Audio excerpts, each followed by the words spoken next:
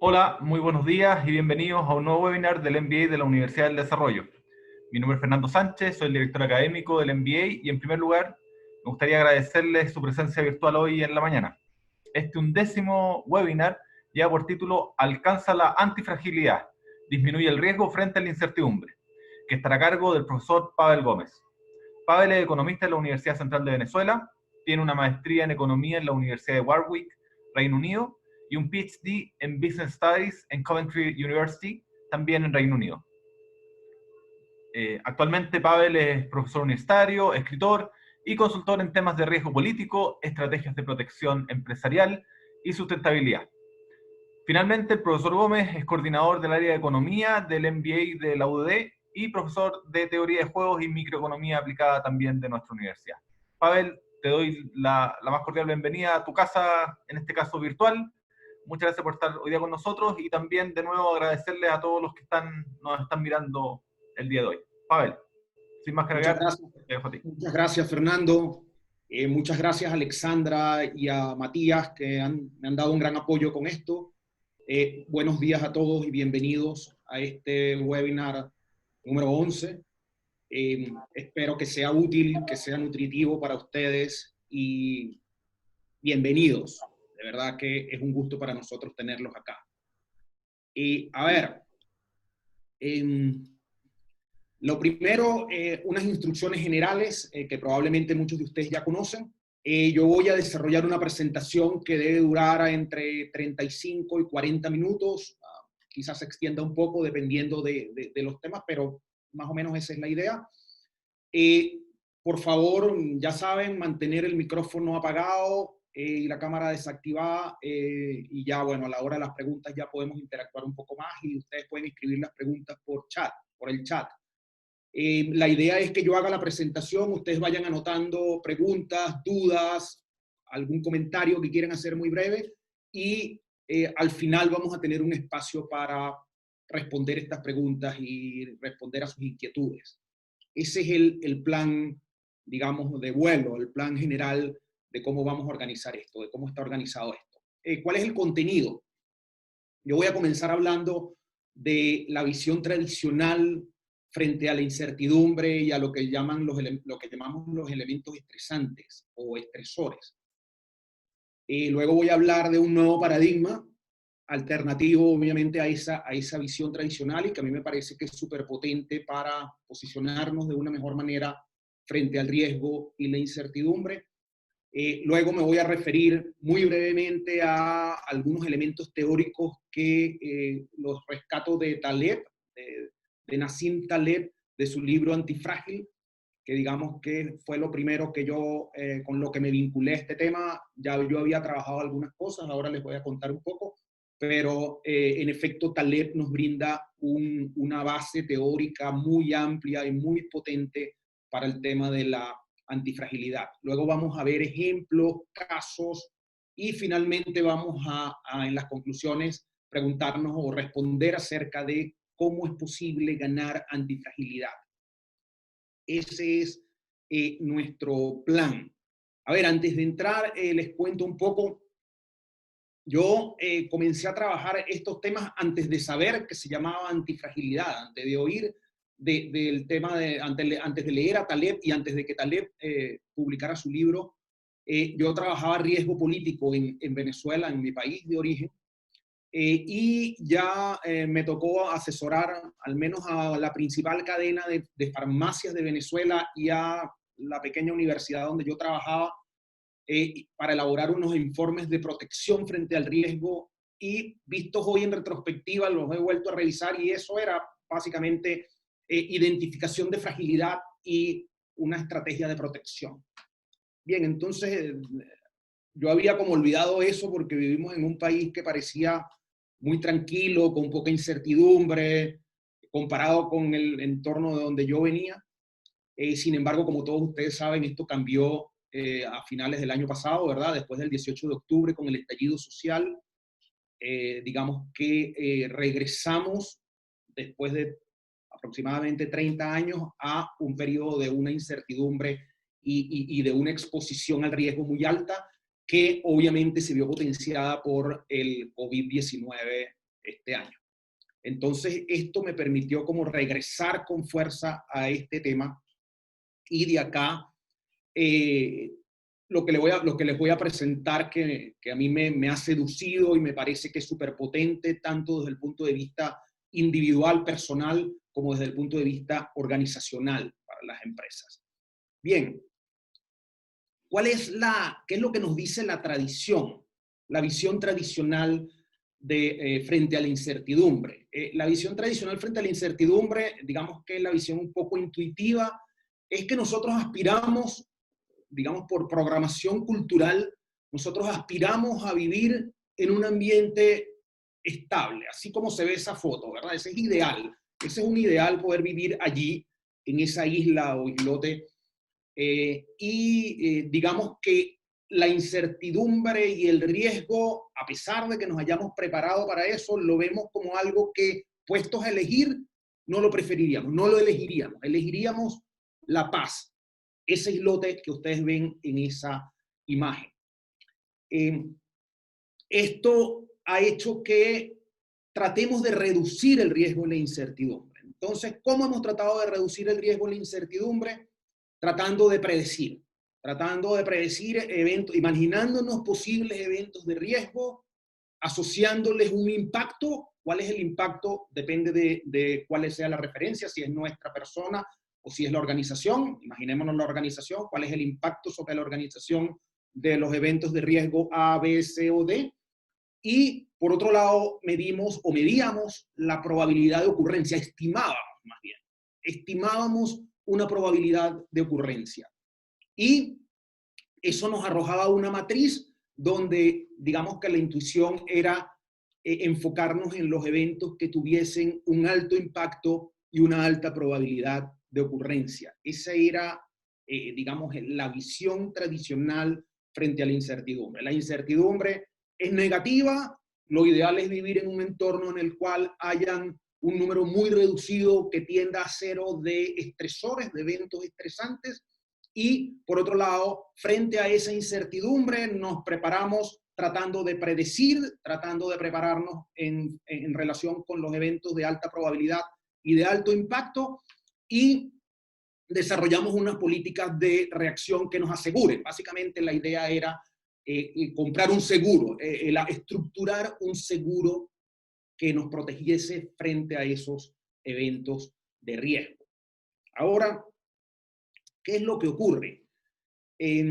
Lo que ocurre es, bueno, por un lado, lo que se ha demostrado es que en realidad nosotros operamos dentro de sistemas complejos.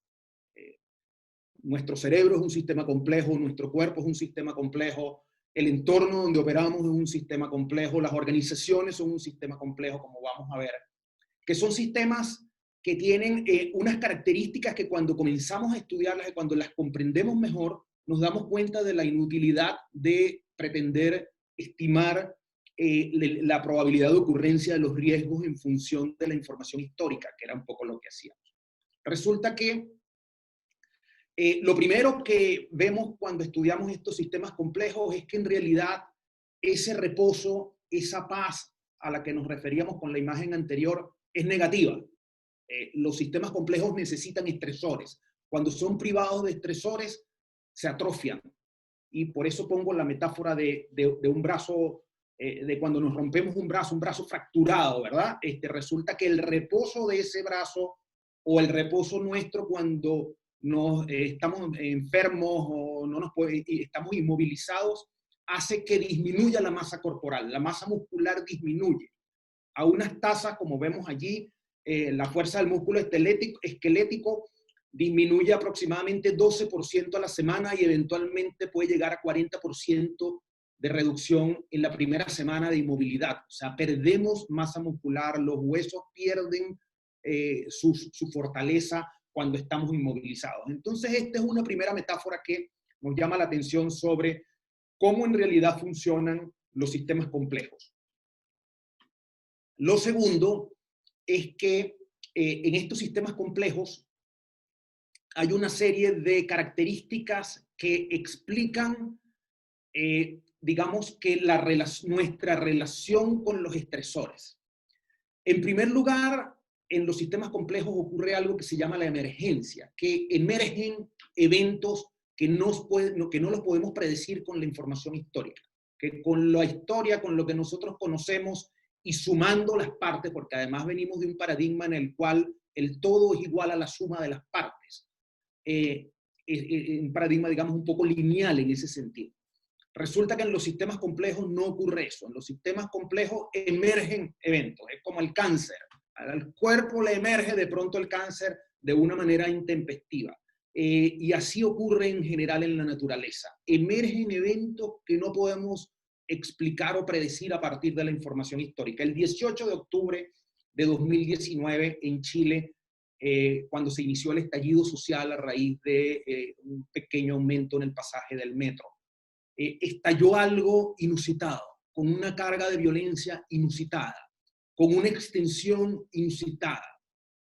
Eso es un caso de emergencia. Emergió un evento catastrófico, digamos, depende de cómo lo veamos, pero en principio catastrófico. El COVID, a pesar de que hay gente que dice que el COVID podía predecirse y que si se hubiese actuado a tiempo no tuviésemos enfrente de la tragedia que tenemos hoy, pero efectivamente el COVID parece algo de eso, tiene algunas de esas características emergentes. En los sistemas complejos emergen eventos, emergen situaciones que no podemos predecir con la información histórica ni sumando, digamos, lo que observamos en cada uno de los componentes de este sistema. Lo segundo es que en los sistemas complejos suele haber como dos circuitos de retroalimentación. Los sistemas complejos se caracterizan porque hay muchos pequeños componentes y esos componentes al interactuar entre sí se genera una retroalimentación, un feedback entre ellos. Entonces, esas retroalimentaciones, imagínense que crean como un eco que hace que se magnifiquen algunas tendencias y se dan dos fenómenos. Uno es un circuito de retroalimentación que es, digamos, con signo positivo, que hace que las cosas mejoren a partir de la exposición a estresores, y un circuito de retroalimentación negativo que hace que las cosas se deterioren y eventualmente tiendan a la destrucción y al caos. Entonces, en todos los sistemas complejos suele haber estas dos fuerzas, digamos. Entonces, a partir de esta idea, de la comprensión de que habitamos sistemas complejos, de que somos sistemas complejos, de que nuestras organizaciones son y operan en sistemas complejos. Digamos que ese paradigma tradicional es inútil, es poco efectivo para predecir los eventos. ¿Por qué? Porque la emergencia de estos sistemas complejos se traduce en que surjan unos eventos inesperados, que llamamos cisnes negros. Los cisnes negros son esos eventos inesperados del 18 de octubre de 2019 chileno, que no era posible predecirlo a partir de la suma de lo que ocurría con los distintos componentes de ese sistema, y de pronto emergió una furia descomunal. Y así ocurre con los terremotos, así ocurre en gran medida con el COVID-19. ¿Y qué es lo que pasa? Que los objetos inanimados suelen ser frágiles frente a estos estresores, frente a estos choques. Suelen ser frágiles y se quiebran, se rompen, ¿verdad? Como vemos allí la imagen de la copa de vino. La copa de vino es frágil y es fundamentalmente frágil. Ahora, ¿qué pasa con los sistemas complejos? Ya les decía, ¿verdad? Los sistemas complejos, vivimos inmersos en sistemas complejos. Una ciudad es un sistema complejo, un mercado es un sistema complejo, ¿verdad? Un bosque, por supuesto. Una sociedad, de hecho, el COVID se ha transmitido se ha llegado a todos los rincones, en parte porque vivimos en un sistema complejo donde las interacciones son múltiples, donde hay desplazamientos, donde hay intercambios, donde las personas tienen contacto. Entonces esos contactos suelen tomar formas que a veces es muy difícil predecir a pesar de que hagamos trazabilidad. Entonces eso es un poco lo que explica la expansión explosiva del COVID. Ahora, ¿qué pasa en estos sistemas complejos? En estos sistemas complejos ocurre, como yo les decía, que hay estas dos fuerzas, un circuito de retroalimentación positivo que Fíjense acá esta imagen. Esta imagen es que el ejercicio, hacer ejercicio, todos lo sabemos, ¿verdad? Hacer ejercicio es introducir estrés en el organismo. Y de hecho, cuando uno es joven y comienza a hacer ejercicio, es muy común escuchar que hay que hacer ejercicio hasta el momento en el que los músculos duelen. Y que justo allí, en el punto en el que sentimos dolor, es cuando el músculo se desarrolla y crece y se fortalece. Digamos que esa es la metáfora de la parte izquierda de esta diapo. Pero ¿qué pasa? Que allí está operando entonces el circuito de retroalimentación positivo. Introducimos estrés en el músculo hasta el punto donde el músculo nos duele y allí, justo cuando nos comienza a doler, ese circuito de retroalimentación positivo hace que el músculo crezca, que el estrés lo lleve hacia el crecimiento, hacia a incrementar su fuerza.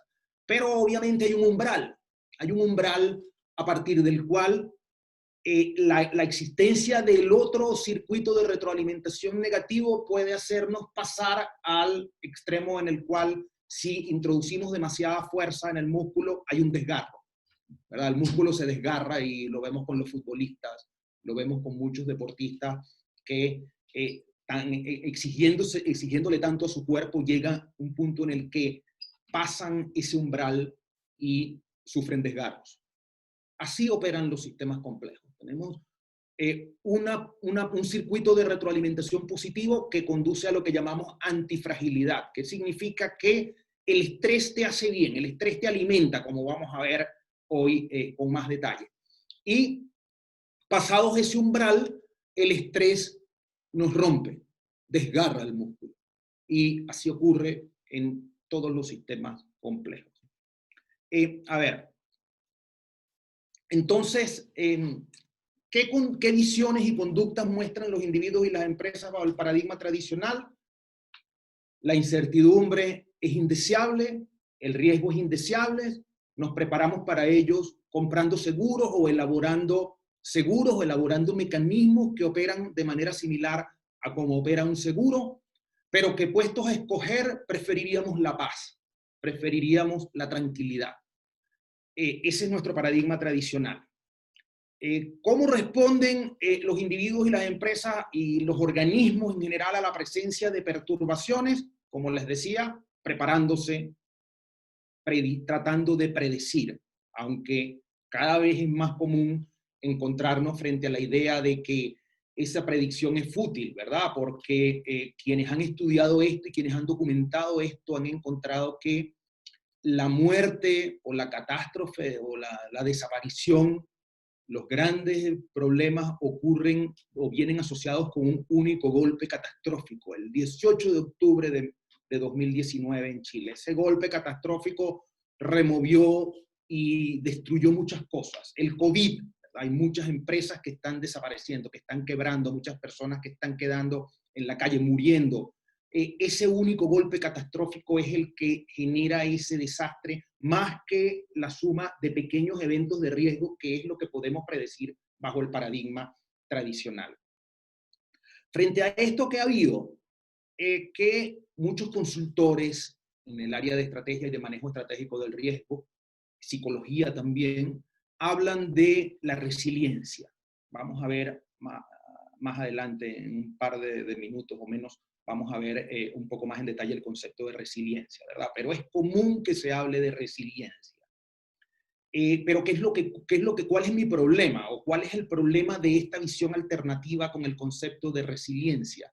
Que si bien la resiliencia tiene una connotación muy potente, por otro lado, la resiliencia parte del supuesto de que la incertidumbre es negativa. De nuevo, tú puedes construir resiliencia porque te tienes que enfrentar a lo inevitable, pero puestos a escoger bajo ese paradigma, sería ideal que no existiera esa incertidumbre. Entonces, fíjense que detrás de la idea de resiliencia, al menos como es aplicada por los consultores de estrategia, por los coaches y por la gente que trabaja estos temas, el concepto de resiliencia, si bien es muy potente y efectivamente es útil en determinadas circunstancias, parte o se estructura sobre el supuesto de que, puestos a escoger, preferiríamos un ambiente sin estresores. Y que, dado que existen estresores, inevitablemente tenemos que tratar de ser resilientes. Pero es un paradigma donde solo ve la parte negativa de los estresores. Vamos entonces a este nuevo paradigma. Este nuevo paradigma parte de la idea, como les decía, de que como las catástrofes vienen de un único evento. Allí ven la foto de una plataforma petrolera de la compañía BP, ¿verdad? Que fue noticia hace varios años porque hubo una tragedia. Deepwater Horizon, ¿verdad? Fue trágico. Y ahí se sucedió justamente esto, un cisne negro. Hasta a partir de determinada de la suma de determinados eventos, de pronto la interacción generó la emergencia de una catástrofe de una manera descomunal. Entonces, frente a esto, dado que las principales amenazas provienen de estos cisnes negros, nos preguntamos cuál es la forma más eficaz de responder a estas amenazas. Y lo que dice este nuevo paradigma es que la forma más eficaz de responder a estas amenazas es evaluando esto que tenemos acá, esto que nos muestra esta figura, evaluando primero que todo nuestra fragilidad interna. Fíjense que es una mirada interna, es cuán frágil soy yo frente a determinados eventos. Y al evaluar esa fragilidad, concluyo, por ejemplo, que si monto bicicleta, si voy a desplazarme en bicicleta, debo usar casco, porque soy frágil y porque está demostrado que ante un impacto, la probabilidad de un golpe en la cabeza es muy alta. Y de hecho, la mayor cantidad de accidentes de los ciclistas están asociados con golpes en la cabeza. Entonces, el casco es una respuesta a la certeza de mi fragilidad, a la conciencia de mi fragilidad. Algo frágil, como veíamos antes, es algo que se rompe, que se deteriora frente a un choque. La copa de vino es una de las metáforas de la fragilidad, ¿verdad? Es frágil. Ante un golpe un poco fuerte, se rompe. En un extremo tenemos lo frágil que tenemos que conocer. En el centro de este continuo que tenemos, lo resiliente y lo robusto. Lo resiliente, recuerden el concepto de resiliencia. Resiliencia es la capacidad de retornar a tu condición original después de haber enfrentado un estresor, después de haber enfrentado un choque. Pensemos en la pelota de tenis, ¿verdad? Una pelota de tenis uno la aprieta, ella pierde su forma, pero uno la suelta y ella recupera su redondez original, su forma esférica original. Es resiliente. Eso en términos ingenieriles se denomina resiliencia. La capacidad para retornar a nuestra forma original o a nuestra condición original después de haber estado expuestos a estresores. Lo robusto, que está muy cerca de lo resiliente, es lo que no se deforma. Fíjense, lo resiliente se deforma pero recupera su forma original. Lo robusto no. Lo robusto es lo que resiste. El diamante, el titanio, o sea, materiales muy fuertes que son capaces de resistir golpes, son buenas metáforas de la idea de robustez. Entonces, lo robusto es lo que no es alterado por golpes.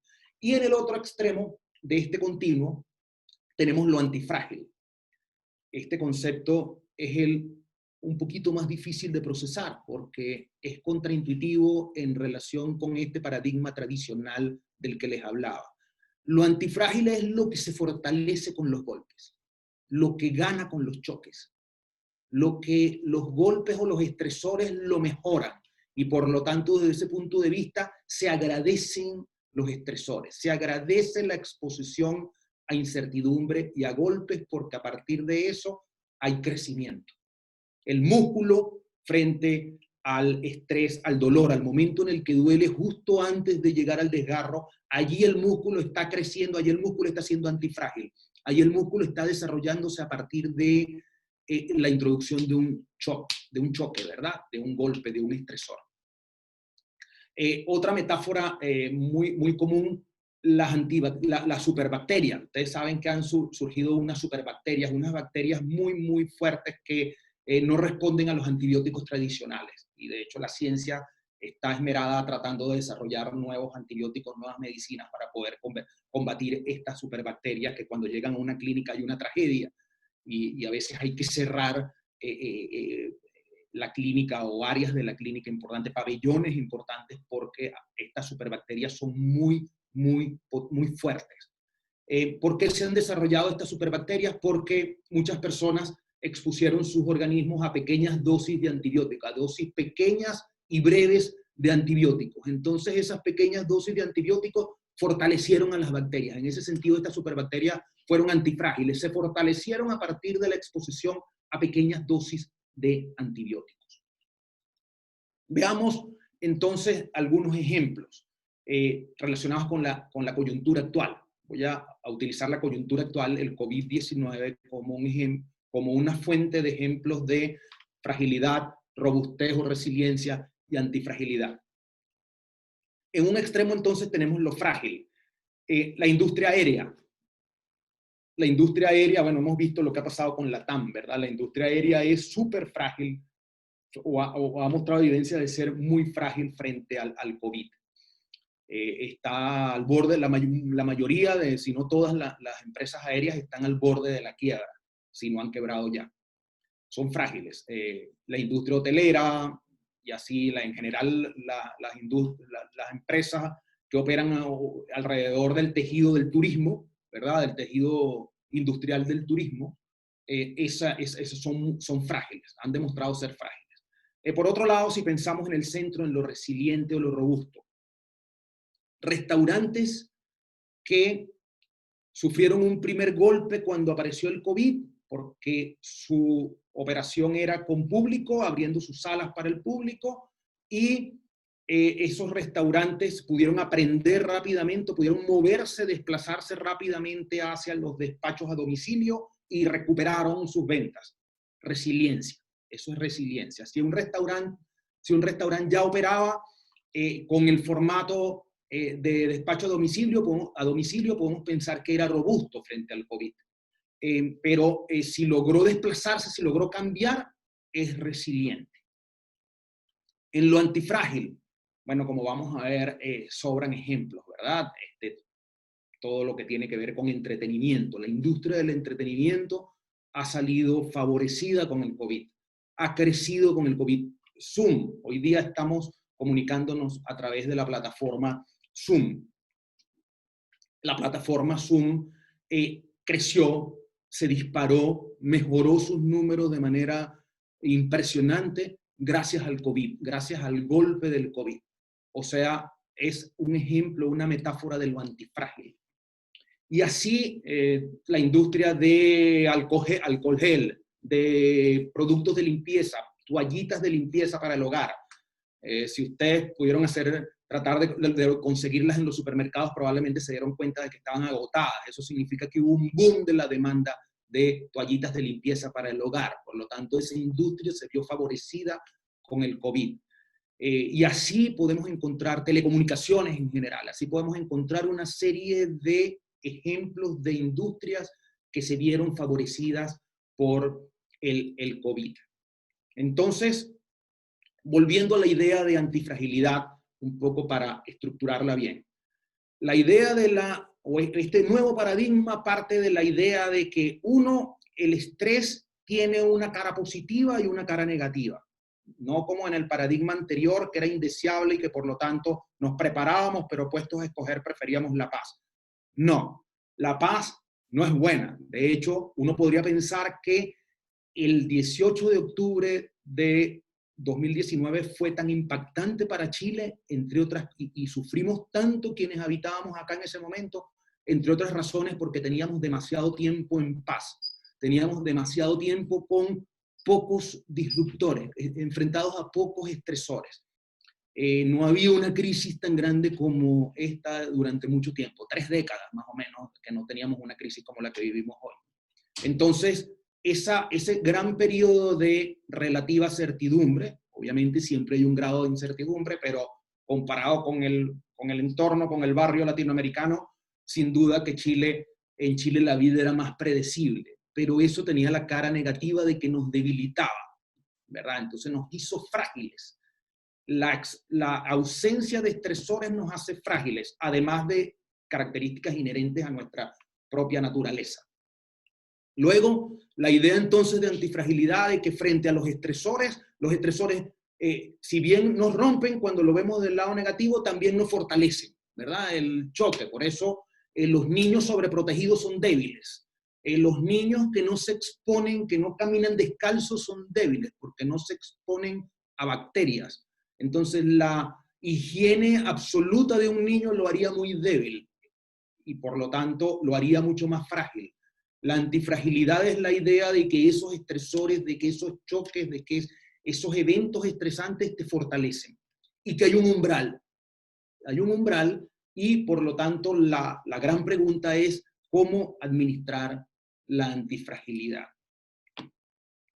Veíamos unos ejemplos de fragilidad y antifragilidad. Yo quiero hacer énfasis en esto porque me parece súper importante desde el punto de vista de la gerencia estratégica del riesgo. Yo quiero distinguir entre lo que yo llamo una antifragilidad accidental y lo que yo llamo la construcción de antifragilidad estratégica. Y esto me parece que es súper potente desde el punto de vista personal y desde el punto de vista de las empresas sobre todo. Veamos ejemplos. Antifragilidad accidental. Vemos lo que tenemos en el panel izquierdo. Netflix, Amazon, Zoom, esta empresa que produce guantes quirúrgicos o guantes médicos, las empresas que producen alcohol gel o toallitas desinfectantes, ellas estaban allí y llegó el COVID y las favoreció. Pero digamos que son antifrágiles accidentalmente. Zoom estaba allí y el COVID fue un influjo de beneficios, pero porque estaba en el momento preciso, en la posición precisa. Probablemente algunas de estas empresas no se prepararon, no construyeron antifragilidad, sino que simplemente estaban en la ubicación exacta, estaban en una esquina y por esa esquina pasaron repartiendo miles de dólares. Entonces se vieron beneficiadas accidentalmente de su posición. Pero lo más potente, y de allí queremos sacar a Netflix del panel izquierdo y ponerlo en el panel derecho, porque lo que vamos a ver es que la antifragilidad se construye, se diseña, es posible diseñarla. Y eso es lo que ha hecho Netflix. Ustedes saben que Netflix, bueno, todos sabemos lo que es Netflix, ¿verdad? Pero en algún momento Netflix pasó toda su plataforma a la nube. A servidores ubicados provistos por terceros y ubicados fuera de sus instalaciones.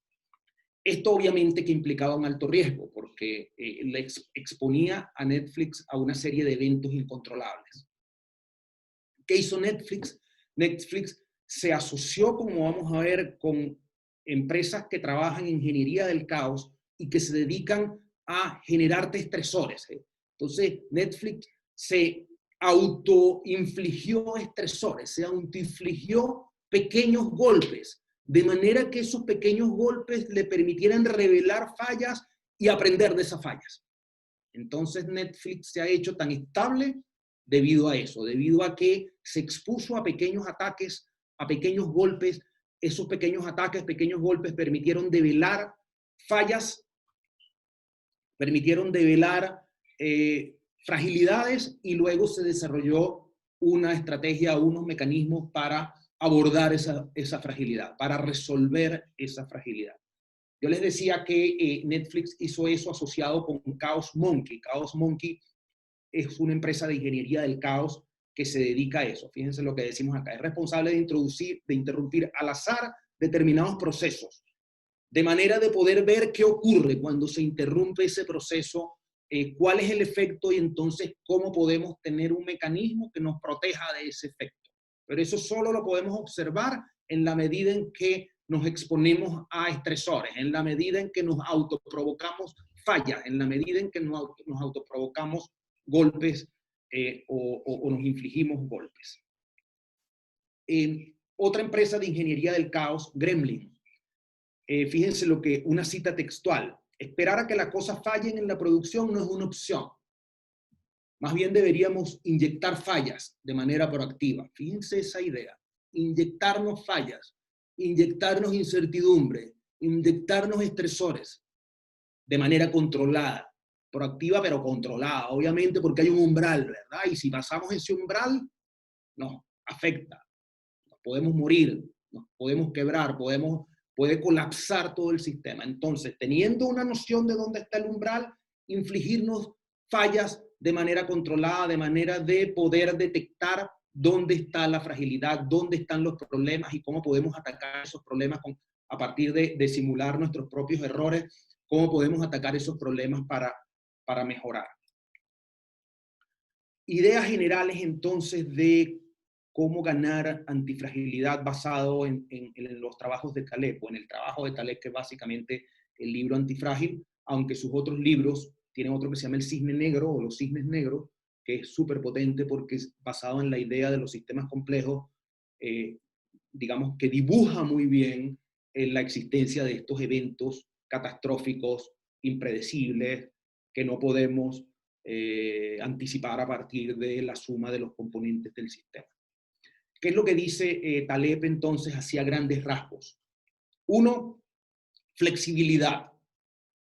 Sé capaz de moverte, ¿verdad? Si tú tienes unas capacidades y tú hasta diciembre del 2019 hacías la actividad y vino el COVID-19, que tú seas capaz de moverte y utilizar esas capacidades para otra cosa. Tú diseñabas, yo en estos días conocí un caso de unas personas que eran diseñadores de modas, tenían una empresa de diseño de modas, vino el COVID y ahora diseñan mascarillas. Y les va muy bien, porque venden mascarillas con diseño, las venden muy bien, la demanda ha explotado y son mascarillas, digamos, desde el punto de vista del diseño súper interesantes y con un valor estético agregado importante. Esa flexibilidad de mantener abiertas opciones y de poder movernos, de no quedarnos solo en un camino, de poder decir, si viene el COVID y yo me quedo sin empleo, yo tengo unos recursos, unas capacidades, unas habilidades que yo puedo utilizar para otra cosa. ¿Cómo yo puedo moverme rápidamente hacia esa otra cosa? ¿Cómo yo puedo leer que hay otras posibilidades de uso rentable y eficaz de esas habilidades y que por lo tanto yo puedo rápidamente desplazarme a eso? Entonces, mantener abiertas opciones y ser flexible. En segundo lugar, buscarse un hobby cuyo resultado sea apreciado en el mercado. Obvio, ¿verdad?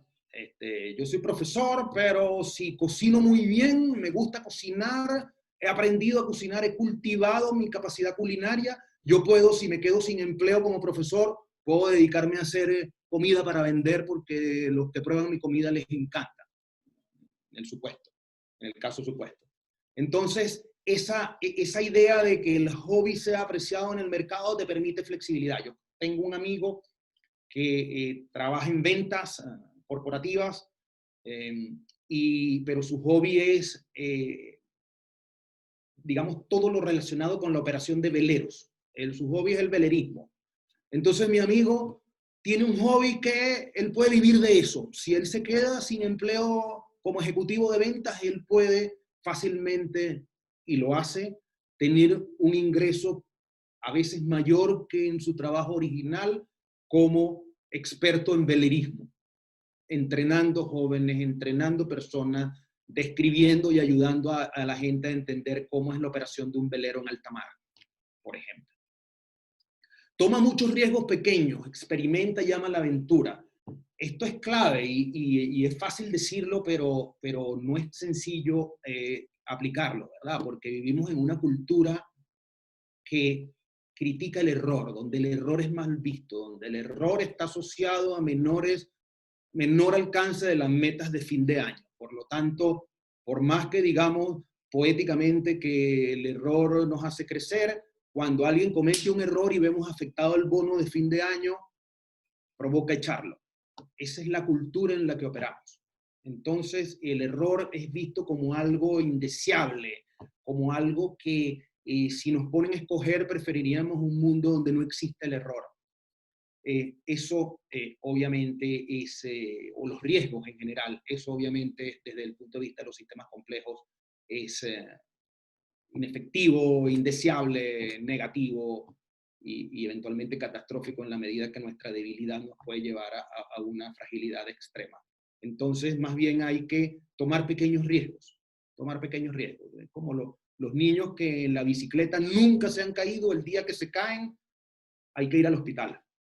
Los niños que han tenido pequeñas caídas, esas pequeñas caídas les han los han enseñado y les han permitido construir una manera o diseñar una manera o desarrollar una manera de conducir la bicicleta que es mucho más fuerte, mucho más es antifrágil desde ese punto de vista. Entonces, pequeños riesgos, experimenta, no te quedes con lo que haces tradicionalmente, haz pequeños experimentos, ama la aventura. Fíjense que esta idea de la antifragilidad nos dice que hay que amar la incertidumbre, porque la incertidumbre tiene una parte positiva. La incertidumbre nos hace estar alerta, la incertidumbre nos hace innovar, la incertidumbre nos hace desarrollar determinadas cosas que no hubiésemos desarrollado si no hubiésemos estado expuestos a esa incertidumbre. Entonces, ama la aventura, ama la incertidumbre, y eso es estéticamente maravilloso, ¿verdad? Es casi poético.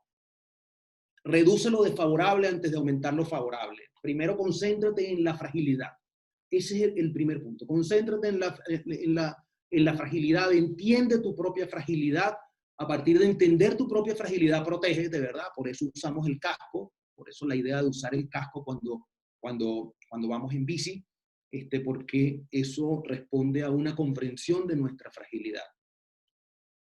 Vea lo seguro en algunas áreas y asume muchos riesgos pequeños en otras.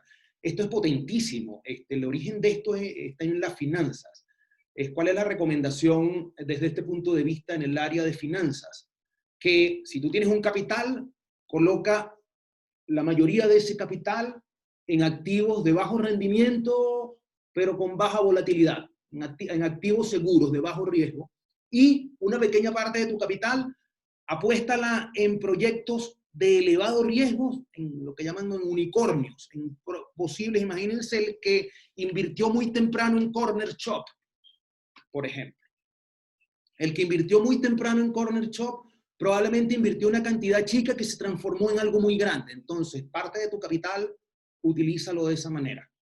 Enfócate en detectar dónde están esas pequeñas apuestas muy arriesgadas, que si te va mal no pierdes mucho porque fue una pequeña apuesta, pero que si te va bien, tu inversión se multiplica por 1.000.000. Y respeta a los ancianos, porque ellos han sobrevivido. Respeta la experiencia. ¿Qué quiere decir esto? Que la experiencia nos enseña mucho. Nos enseña mucho más que el talento. Hay gente que hoy día dice que es al revés, pero no. La experiencia nos enseña mucho. Por eso hay que respetar la experiencia. Bien, con esto cerramos esta breve presentación. Bienvenida a sus preguntas. Nuestros compañeros de la UDD nos van a ayudar a ver estas preguntas. Bienvenidas. Trataré de responder en la medida de lo posible y en la medida de lo que el tiempo nos permita todas ellas. Y gracias por estar acá y por escuchar toda esta perorata que yo espero que sea útil y nutritiva para ustedes. Bien, gracias, Pavel. Me dejaste reflexionando y yo también tengo una pregunta, pero primero vamos a ir al chat. Aldo Novión nos pregunta, dice, lo que usted nos dice choca con los paradigmas tradicionales, tal como usted dice, las empresas no quieren equivocarse y castigan las fallas. ¿Me podría decir cuál sería el primer paso para empezar a transformar culturas? Sí, oye, qué buena pregunta, gracias. Sí, el primer paso es mentalidad. Lo primero que debemos cambiar es la mentalidad de los líderes de esas empresas. Y hay hoy día mecanismos, programas, estrategias que permiten esos cambios de mentalidad. Cambiar hacia una mentalidad que esté abierta al error, que esté abierta al aprendizaje, que comprenda que en el error hay una fuente importante de conocimiento. Obviamente, errores pequeños, controlables, por eso la idea a mí me gusta aterrizar esto en la metáfora del emprendedor. El emprendedor que es capaz de prototipiar a una escala chica y llevar su producto, si ve que el mercado responde negativamente, se devuelve y hace cambios y vuelve a prototipiar, pero de manera controlada. Eso es lo primero, la mentalidad. Lo segundo, conectar esa mentalidad con sistemas de incentivos, ¿verdad? Si el sistema de incentivos es que los gerentes son premiados con el bono, el típico bono de fin de año, en función simplemente de la utilidad al final de año o la utilidad en un periodo o el crecimiento en el valor de la acción, obviamente que el error va a ser penalizado porque el error conspira contra ese bono. Entonces hay que alinear mentalidad y alinear los incentivos aguas abajo para hacer que los incentivos sean consistentes con la posibilidad de prototipiar, de equivocarse temprano y barato, con la posibilidad de cometer errores y de alimentarse de esos errores. Y luego, cultura, generar cultura a partir de la manera como se comporta la gente y principalmente de la manera como se comportan los líderes. Si los líderes no son capaces de cometer errores, de exponer públicamente sus errores para evaluar la manera como aprendemos de esos errores, difícilmente podamos hacer que el resto de las personas de las organizaciones puedan comportarse de esa manera o estén dispuestas a arriesgarse para comportarse de esa manera. Pero sin duda hay un cambio cultural importante. Acá, de nuevo, para mí la metáfora son los emprendedores. La mayoría de los emprendedores opera, y sobre todo los emprendedores jóvenes, operan desde esa lógica, desde la lógica del prototipeo que nos permita fallar temprano y barato. Eso crea, a medida que se practica, crea una cultura que permite el error, que favorece el error. Eso. Bien, acá hay una pregunta más técnica, pero me parece interesante, Pavel. Francisco Villarroel, espérame, perdona, justo se me movió el chat. Pregunta, ¿se pueden modelar los cisnes negros? Esto implica considerar en nuestras proyecciones las colas de la distribución normal. Sí, efectivamente, tú puedes considerar las colas de la distribución normal. De hecho, la distribución de cisnes negros lo que tiene es una cola muy ancha, muy grande. El tema es que los cisnes negros como tal no es posible anticiparlos, porque son cisnes negros. ¿Cuál es el tema con los cisnes negros? Que emergen, como emergen las cosas en los sistemas complejos, y esa emergencia no es posible predecirla a partir de la historia o de la suma del comportamiento de los agentes individuales. Entonces, desde este punto de vista, no es posible predecir los cisnes negros porque, entre otras cosas, porque el concepto de cisnes negros es justamente un evento impredecible.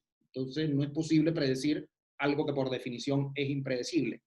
Lo que tenemos que hacer, dado que es imposible predecir los cisnes negros literales. Luego hay eventos que no son exactamente cisnes negros y que era posible predecir. El COVID, lo que ha pasado con el COVID-19 hoy, era posible predecirlo a finales. De hecho, hubo gente que lo predijo a finales del año pasado. Y dijo, hay que cerrar, hay que lograr que China cierre rápidamente sus ciudades y sus fronteras y hay que protegerse. Y no fueron oídos. Ahí, Taleb, entre otros, escribió un pequeño artículo a principios de año donde hacía esas recomendaciones y no fue oído.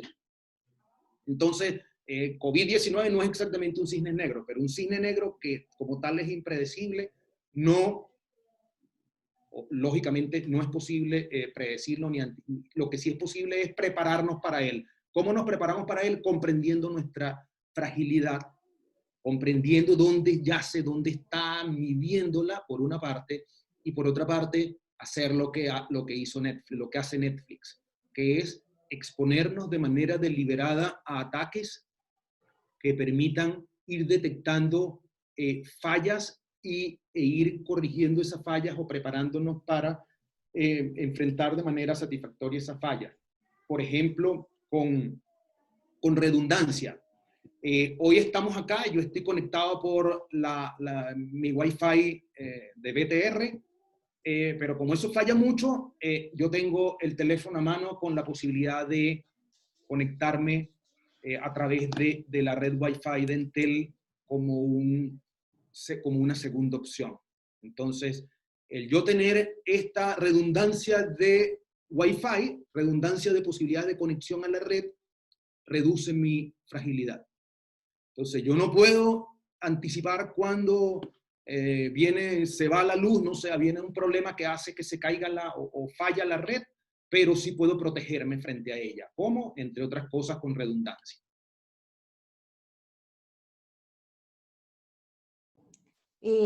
Pavel, una pregunta Sí. a nivel personal.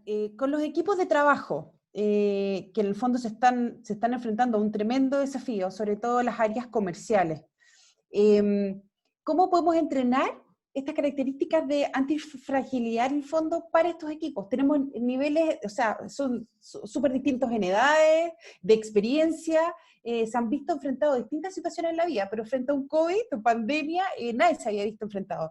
Entonces, ¿cómo los entrenamos? ¿Cómo podemos transmitir, en el fondo, los que estamos liderando estos equipos, cómo los podemos entrenar de manera rápida, en el fondo? Entendemos de que en el tiempo probablemente los podemos exponer a situaciones, a estos cisnes negros, pero en el fondo de manera rápida. Sí, la idea no es exponernos a cisnes negros, o sea, porque los cisnes negros van a venir cuando menos los esperamos. Hay alguien que dice que la central esta nuclear de Fukushima en Japón fue construida pensando en lo que había sido el terremoto más potente que la historia, que los datos históricos les decían. Sin embargo, vino uno con unas características que no era posible predecir y vimos lo que ocurrió. Entonces, el cisne negro como tal no es posible predecirlo, pero sí podemos prepararnos en los equipos de trabajo. Uno, llevando a esos equipos a evaluar dónde están las fragilidades. Eso es lo primero. Llevándolos a evaluar eso, a que permanentemente estén evaluando dónde están las fragilidades de ellos como equipo, de la organización, de la unidad de negocios a la que ellos pertenecen, del mercado al que ellos observan, de la cadena de suministro de ese mercado, de todos los elementos que es posible determinar con un análisis estratégico. Eso por una parte. Y por la otra, exponiéndolos a pequeños eventos, no a cisnes negros. No, de nuevo, para eso nos vamos a preparar exponiéndonos a pequeños eventos. Entonces, un día, si normalmente ese equipo iba a hacer una visita con un chofer, un día que llegue la hora en que están reunidos y es la hora de salir y no aparece el chofer. Entonces tienen que ingeniarse, ¿cómo hacemos para llegar a tiempo?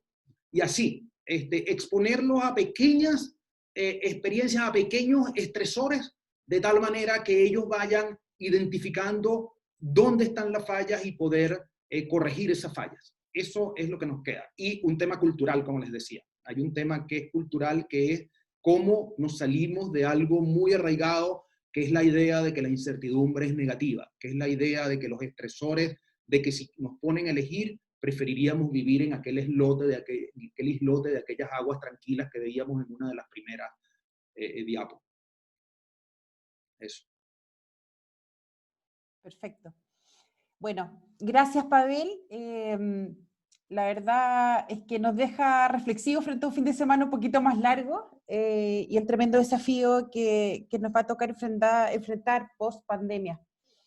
Yo les quiero hablar antes de cerrar que en la UDD estamos diseñando un curso, este webinar, digamos, que era como una manera de mostrar el trabajo que estamos haciendo. Estamos diseñando un curso orientado a desarrollar en detalle un protocolo de antifragilidad para las organizaciones y para las personas, algo súper práctico. Cómo desarrollar un protocolo que nos permita identificar la fragilidad y desarrollar antifragilidad a nivel organizacional y a nivel personal. Los invito, esto va a ser, se inicia el martes 21 de julio, los invito a participar, pero es súper potente porque va a ser práctico, totalmente práctico. Pavel, ahí Alfonso Santini nos pregunta, nos dice que si les podemos dar el nombre del libro que mencionaste y su autor. Nassim Taleb, Nicolás Nassim Taleb, se llama el autor. ¿Lo puedes anotar en el chat? Sí, cómo no, obvio, súper más fácil. Perdón. Sí, sobre todavía. todo porque son nombres extranjeros. Sí. Déjenme ver si incluso les copio a ver, un segundo. Están preguntando sobre el video. Sí, el video del webinar se los vamos a enviar durante la mañana, junto con una encuesta y además el brochure digital del programa que va a liderar Pavel con respecto a este tema. Copio rápidamente aquí. Bueno, aprovecho de comentarles que la próxima semana tenemos nuestro 12º webinar, el próximo viernes en la mañana, que lo va a liderar Ignacio Pavés, también con un tema parecido. Así se llama el libro. ¿Ahí? ¿Ya está? Bien. Nassim Taleb, ahí está. Sí, no sé Alfonso, si lo ven todos. lo viste, ¿verdad? Ahí pasó.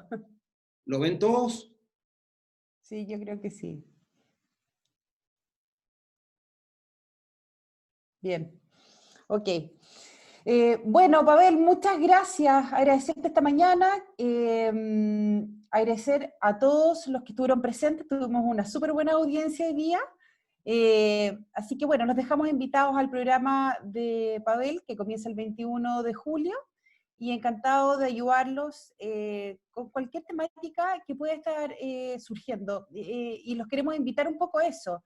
Les vamos a mandar este mail, si quieren lo pueden responder y nos pueden sugerir temas que también pueden estar necesitando dentro de sus empresas. Nosotros encantados de poder recoger las inquietudes y ver si podemos armar webinars que ustedes mismos puedan ir construyendo con temas que pueden ser de interés para ustedes a nivel personal o también en sus empresas. Bien, muchas gracias. Gracias, Pavel. Que descanse este fin de semana. Ya, igual para todos, muchas gracias. Gracias al equipo que nos ha ayudado y gracias a todos por escucharnos y quedan invitados a nuestro curso. Que estén muy bien, que tengan muy buen día y muy buen fin de semana. Chao, gracias. Chao.